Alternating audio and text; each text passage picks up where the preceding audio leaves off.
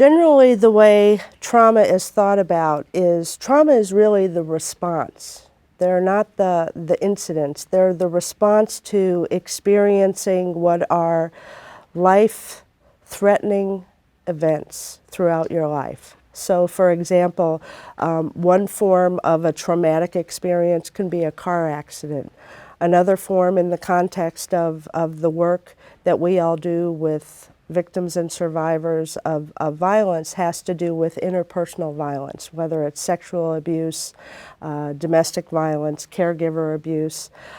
So the trauma is the response that an individual takes on as a result of going through the kinds of experiences that really change their view of the world. And so when we talk about trauma, what we're talking about is it's a very natural reaction when you have experienced incidents, especially with those that you trust and often with those that you love, that threaten your safety, that threaten your dignity, and often and unfortunately threaten your survival in your life.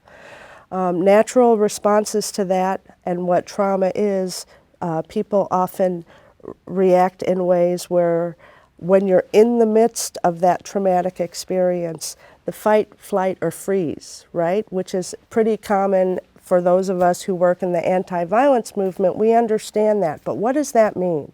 What it really means when you're working with an elder abuse victim or an older victim who has experienced traumatic incidences over their lifespan, that accumulates. And that accumulation basically means that if I'm 67 and I've had multiple and perhaps ongoing experiences of domestic violence, then that fight, flight, or freeze response that I have at the time that I'm in danger, that can become, for some individuals, a way of navigating their every move, their every daily existence. So what that means is some folks, especially older individuals who have experienced traumatic experiences over their lifetime, they respond to everything as if they're in danger. So going to the grocery store, answering the telephone,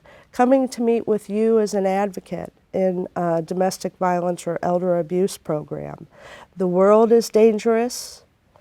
Everyone around me is dangerous. This environment in your organization, even though I'm coming for help, that's dangerous too. That heightened sense of I am not safe pervades everything that surrounds that person.